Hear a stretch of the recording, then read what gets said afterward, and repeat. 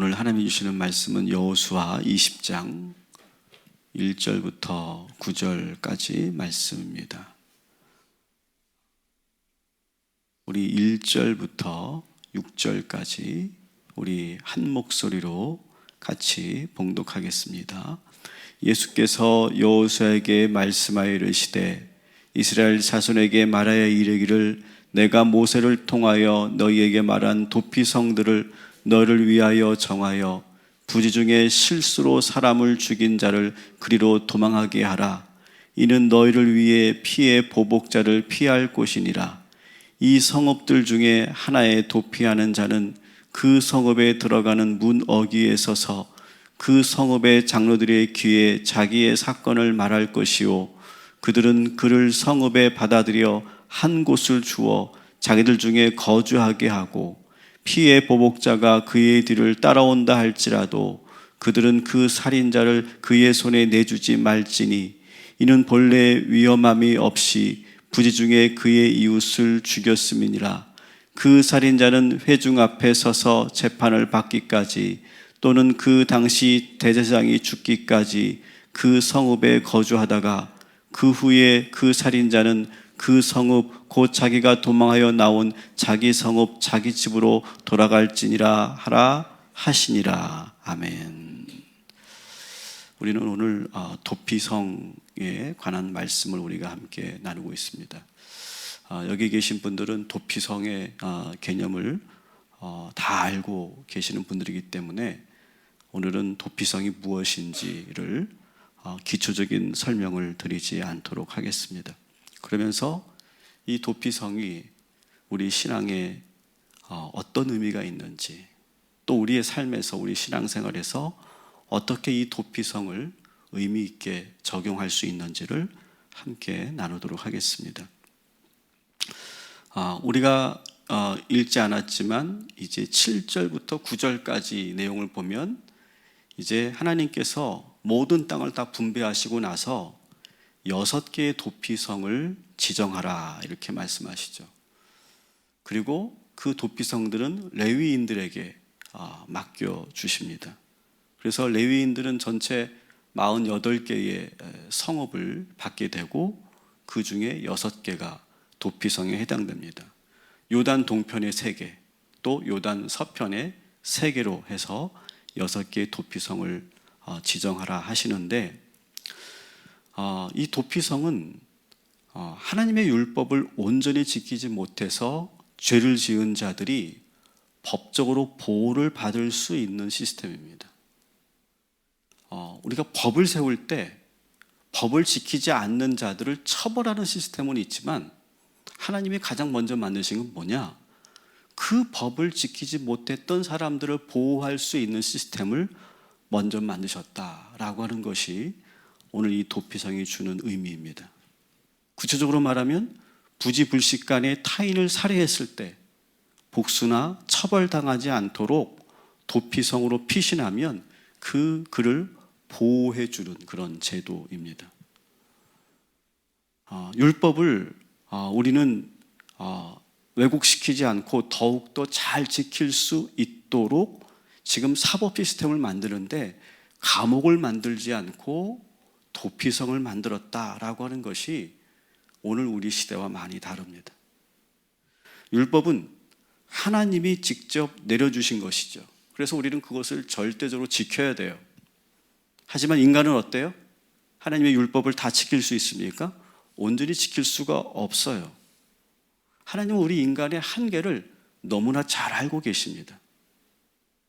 이렇게 인간의 연약함 때문에 율법을 온전히 지키지 못했을 때 반드시 처벌이 주어져야 되는데 하나님께서는 처벌로 모든 것을 해결할 수 없다는 걸 알고 계세요. 여러분, 인간이 처벌만 받는다고 달라진다면 이미 우리 이 세상에 감옥은 사라져야 돼요. 오히려 그 처벌이 더 큰 죄를 낳게 되기도 합니다. 인간은 원래 죄성을 가지고 있기 때문에 처벌만 받는다고 달라지지 않죠. 오히려 그 처벌이 더 큰 죄를 낳게 될 때가 더 많이 있습니다. 그리고 오히려 그 감옥에서 더 많은 그런 범죄를 배우고 더 많은 인격적인 파괴를 가져올 때도 있어요. 그래서 하나님은 처벌보다는 지금 보호해 주시는 그런 방향으로 도피성을 먼저 제정하시죠.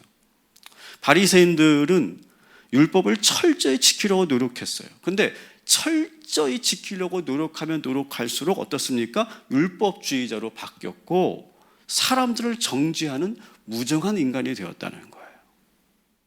하나님은 우리 인간들이 완벽해지는 것을 원치 않으세요. 그걸 강요하지 않으세요. 하나님이 진정으로 원하시는 건 뭐냐? 어떤 상황에서도 하나님을 의지하고 하나님의 은혜를 사모하는 사람을 원하시는 거예요.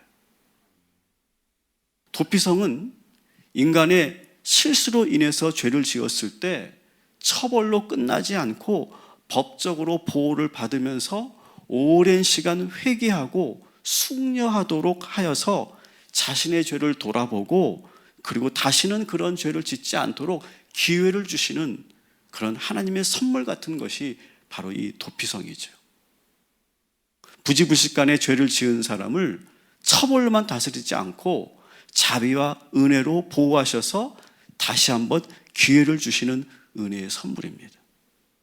여러분, 우리도 마찬가지죠. 하나님께서 우리의 죄를 그때그때 처벌하셨다면 우리는 지금 이 세상 사람들이 아닐 거예요. 근데 우리를 용서해 주시고 기다려 주시고 그리고 덮어 주셔서 우리가 지금 이렇게 숨쉬고 살고 있는 것이고 그 죄 가운데서도 하나님의 은혜를 누리고 살고 있는 것이죠. 오늘도 우리 하나님의 그 은혜에 감사하는 복된 저와 여러분이 되기를 주님의 이름으로 축원합니다. 오히려 이렇게 기회를 줘야 인간은 율법을 더 지킬 수 있고 변화될 가능성이 있는 거예요. 요즘 여러분 우리 사회는 자신의 죄를 보지 못하면서 타인의 허물을 너무 심하게 정죄하는 그야말로 정죄 사회에 살고 있어요. 우리는 우리의 죄를 지금 보지 못하고 자꾸 타인의 죄만 더 크게 보는 그런 세상에 살고 있다는 것이죠. 여러분, 이 세상에서 교회는 어떤 곳이어야 되느냐? 도피성 같은 곳이어야 돼요. 여러분, 누군가에게 정죄하고 돌을 던지고 나의 허물을 보지 못하고 저 사람의 허물을 보면서 우리가 손가락질하는 것이 아니라 우리는 이럴 때일수록 더욱더 회개하고 겸손해야 될 줄 믿습니다. 그리고 교회는 바로 그런 곳이어야 돼요.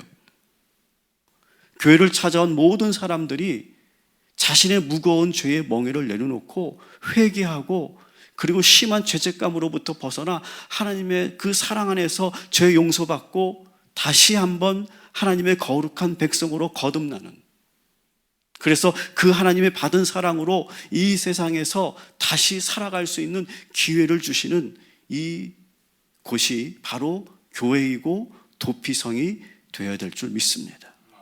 저는 이 도피성을 참 귀하게 생각해요. 하나님이 주신 은혜의 선물 가운데. 그리고 교회는 바로 그런 곳이어야 된다. 세상 사람, 죄 있는 사람들에게 돌을 던지려고 우리가 혈안이 되어 있는 것이 아니라 우리들 손에 있는 돌을 내려놓고 서로의 허물을 덮어주고 용서하고 그러는 소금의 역할을 감당하는 것이 바로 교회이라고 생각해요. 죄로 인해 괴로워하고 무거움 진진 우리들이 오늘 주님께로 오셔서 쉼을 얻고 그리고 여기서 용서함을 받는 그런 이 귀한 시간이 되시기를 주님의 이름으로 축원합니다. 그래서 오늘 여러분 이곳에 오셔서 아무것도 숨기지 마시고 우리의 죄를 반드시 내려놓고 여러분 마음속에 있는 것을 모두 쏟아내시기 바랍니다. 그러면 오늘 우리가 불렀던 이 찬양처럼 우리의 죄를 물로 씻어주시고 주님의 보혈로 씻어주고 우리 주님의 그 불로 다 태워주셔서 오늘 이 시간 우리 모두가 정결한 모습으로 우리가 이 도피성과 같은 이 교회를 나가게 될 줄 믿습니다. 여러분 오늘 아무것도 두려워하지 말고 이 도피성을 주신 하나님 앞에 감사하며 여기서 죄사함을 얻게 되시기를 주님의 이름으로 다시 한번 축원합니다. 자, 그런데 좀 더 디테일하게 들어가면 이 도피성으로 들어가기만 하면 무조건 용서받는 것이 아니었어요. 아주 분명한 원칙과 절차가 이 본문 안에 있어요. 일부러 사람을 죽인 사람은요, 도피성에 들어가 봤자 법적 보호를 받지 못해요. 일부러 죽여놓고 도피성에 들어온 경우는 이 도피성에 있는 장로들을 통해서 다시 내쫓김을 받아요. 그리고 피해자 가족들에게 그에 합당한 처벌을 받게 되어 있어요. 여러분, 이 원칙을 우리에게 잘 적용하면 이런 거예요. 여러분, 우리가 정말 큰 죄를 지어놓고 하나님께만 달려와 매달리고 회개한다고 다 용서받는 것이 아니에요. 우리 기독교인들은 이 회개를 너무 쉽게 면피할 수 있는 어떤 수단으로 생각할 때가 많이 있어요. 내가 피해준 사람, 지금도 나 때문에 피눈물을 흘리고 있는데 나는 그냥 하나님께만 회개하면 내가 할 일은 다 했다고, 나는 용서받았다고, 그것으로 나의 양심의 가책이나 죄의식은 다 가지지 않아도 되는 것처럼 생각할 때가 많이 있어요. 그러나 그렇지 않다는 거예요.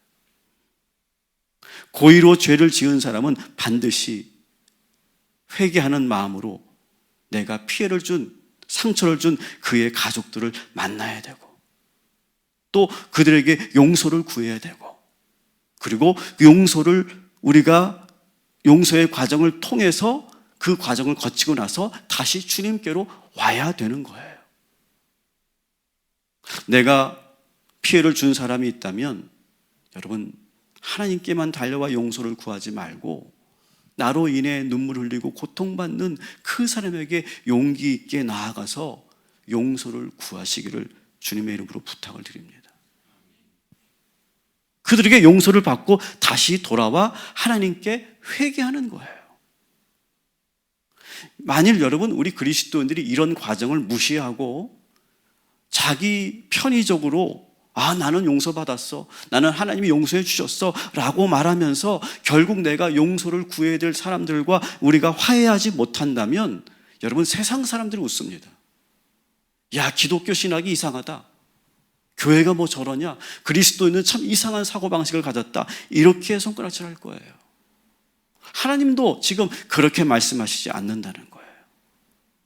여러분, 오늘 기도 가운데 누군가에게 지은 죄가 떠오른다면 여러분, 하나님께 먼저 회개하시고 그리고 다시 그 사람에게 나아가서 용서를 구하고 그리고 주님께로 다시 돌아오는 이 과정을 꼭 거치시기를 주님의 이름으로 부탁을 드립니다.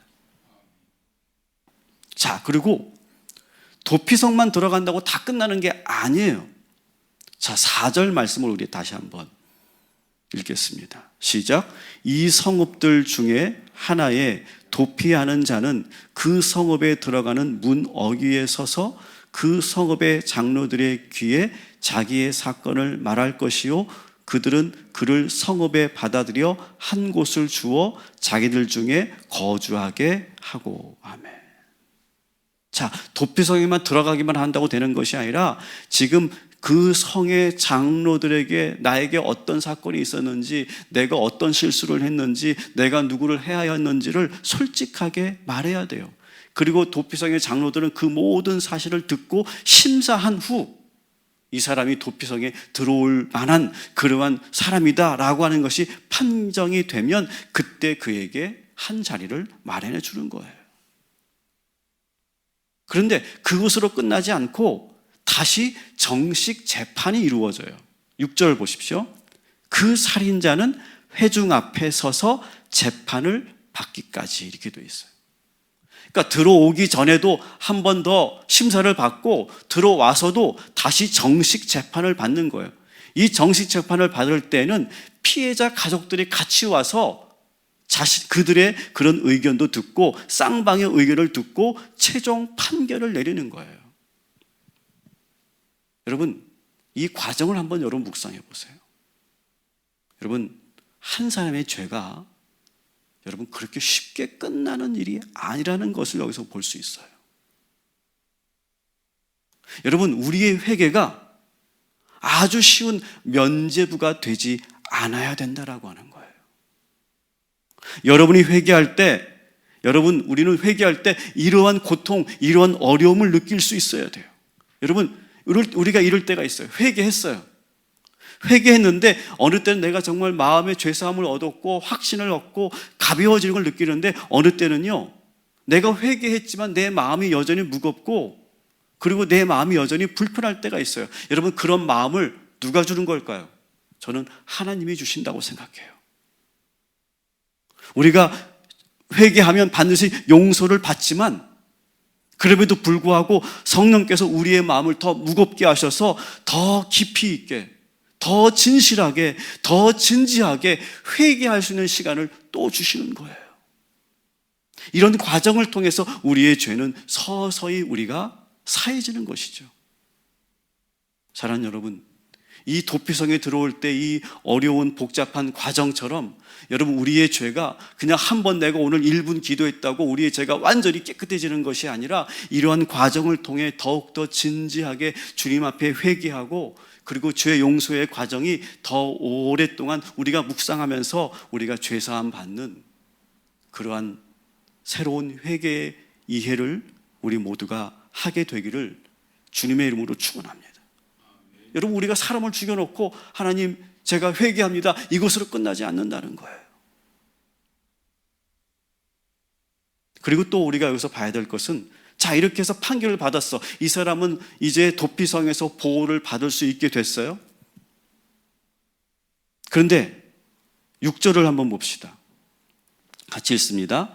그 살인자는 회중 앞에 서서 재판을 받기까지, 또는 그 당시 대제사장이 죽기까지 그 성읍에 거주하다가 그 후에 그 살인자는 그 성읍 곧 자기가 도망하여 나온 자기 성읍 자기 집으로 돌아갈지니라 하라 하시니라. 아멘. 그렇게 살게 돼서 도피성에, 그런데 그가 언제까지 살아야 되느냐? 대제사장이 죽을 때까지. 그러면 이 대제사장이 언제 죽을지 몰라요.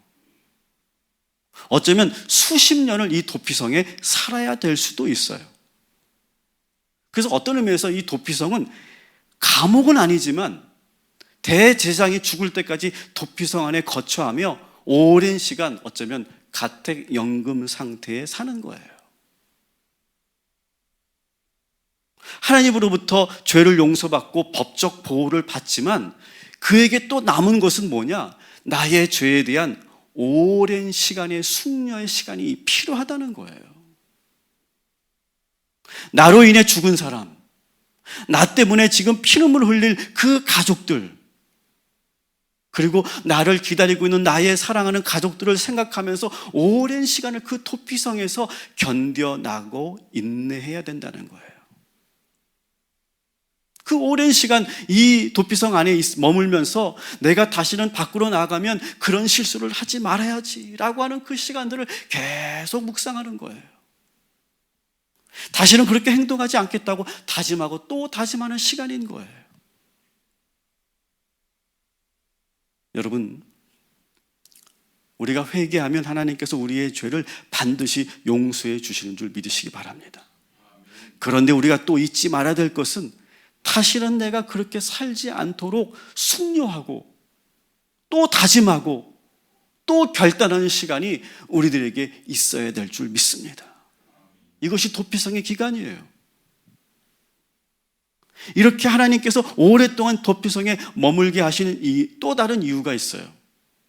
그건 뭐냐 하면 피해자 가족들에게도 시간의 여유를 주는 거예요. 시간을 주는 거예요. 여러분, 도피성에 살다가 한 달 만에 나왔다고 생각해 보세요. 나는 이제 끝났다라며 다시 집으로 돌아갔다고 생각해 보세요. 근데 그 피해자 가족이 있어요. 그러면 그 피해자 가족들은 얼마나 고통스럽겠어요. 그 사람을 보는 것만으로도 너무너무 피눈물이 날 거예요. 그렇지만 그렇게 그 가해자와 피해자를 오랫동안 이렇게 거리를 두게 하셔서 이 피해자 가족들도 시간을 얻는 거예요. 어떤 시간? 그때의 그 고통의 시간들, 그때의 그 끔찍한 시간들을 오랫동안 세월을 지내면서 잊게 하는 거예요. 망각하게 하는 거예요. 흐리게 하는 거예요.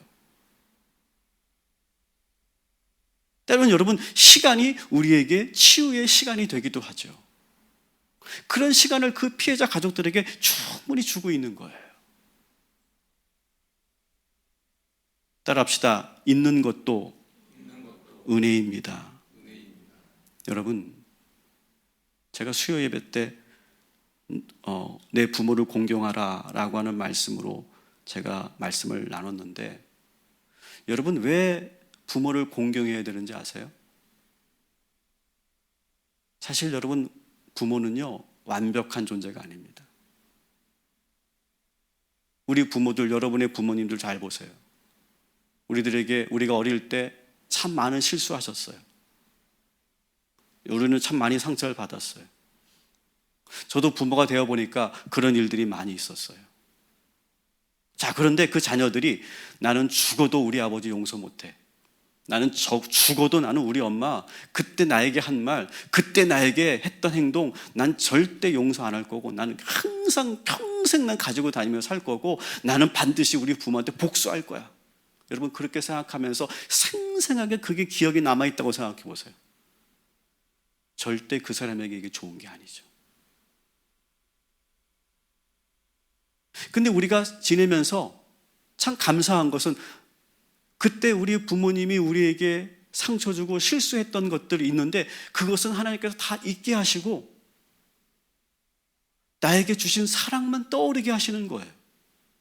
여러분, 그게 얼마나 큰 은혜입니까? 그렇죠?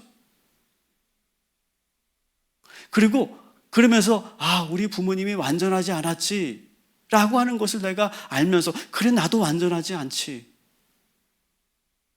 내가 완전해서 부모님을 공경하고 내가 완전해서 부모님을 존경하는 게 아니지. 하나님께서 명령하셨지. 그래서 나는 공경하는 거지. 이렇게 순종하며 그 마음을 여는 거. 여러분, 이것이 얼마나 성숙한 일일까요? 여러분, 그때에도 하나님께서는 우리들에게 망각을 주시고 그 기억을 흐릿하게 하시고 그리고 잊게 하시는 은혜를 주시기 때문에 그 모든 일들이 가능한 것이죠. 오늘도 하나님께서 여러분에게 그 잊게 하시는 은혜를 허락하여 주실 줄 믿습니다.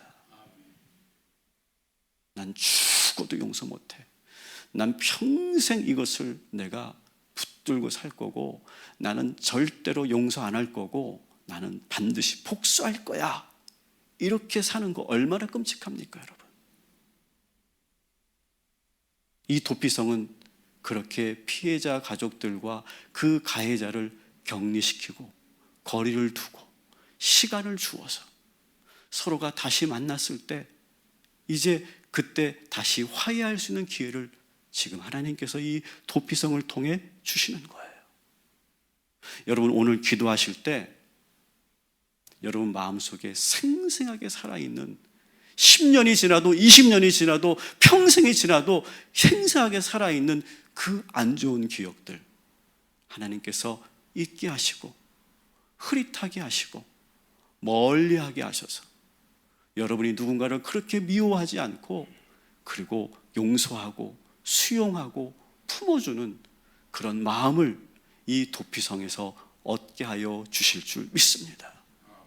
오늘 그런 마음으로 하나님께 기도할 때 하나님께서 우리들에게 새로운 마음을 허락하여 주실 줄 믿습니다. 기도하겠습니다.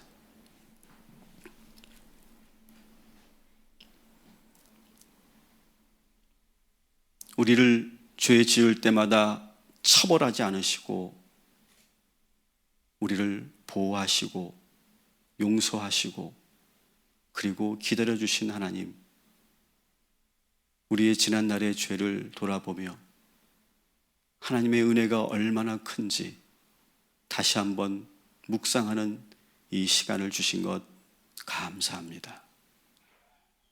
오늘 이 도피성에서 다시 우리의 죄를 주님 앞에 쏟아내며 회개하오니 주여 우리의 죄를 용서하여 주시옵시고 우리를 불쌍히 여겨 주시옵소서. 하나님, 그러나 언제부턴가 한국교회는 이 회개를 아주 쉽게 나의 죄를 해결하는 면피하는 그런 면죄부로 활용할 때가 많이 있습니다. 하나님, 오랫동안 숙려하고 돌아보며 반성하고 그리고 주님의 은총으로 우리가 죄사함 받았음을 무겁게 여기며 그러면서 정말 나로 인해 눈물 흘리는 그들에게 용서를 구할 수 있는 그런 믿음을, 그 용기를 오늘 이 시간 우리들에게 허락하여 주시옵소서. 하나님, 오늘 이 시간 또한 우리가 기도합니다.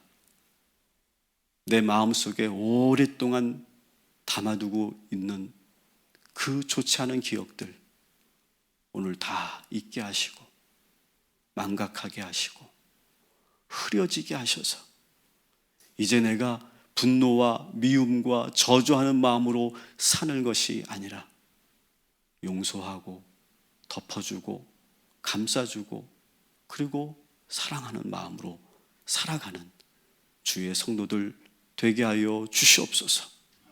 오늘 이 도피성에서 우리 성도들 기도할 때 하나님의 그 은혜와 사랑이 충만케 하여 주시옵소서. 하나님, 오늘도 우리 희강이와 유진이와 조경자 권사님을 위해서 기도합니다. 하나님, 저들을 눈동자같이 지켜주시고 오늘도 머리털 하나 상하지 않도록 인도하여 주옵시고 저들의 컨디션이 최고이게 하여 주시옵시고 그리고 좋은 그러한 소식이 들려지게 하여 주옵시고 우리 동탄 꿈의 교회 성도들이 합심하여 기도하여 하나님의 놀라운 표적이 나타나는 귀한 영혼들 되게 하여 주시옵소서. 오늘 주의 말씀을 듣고 그리고 회개하고 결단하는 우리 모든 성도들에게 하나님 동일한 은혜를 허락하여 주시옵시고 날마다 도피성과 같은 이 교회 중심으로 우리 모든 성도들이 신앙생활하게 하여 주시옵시고 하나님께서 교회를 통해 흘러나가는 은혜와 복을 우리 모든 성도들 누리게 하여 주시옵소서. 예수님의 이름으로 기도합니다. 아멘.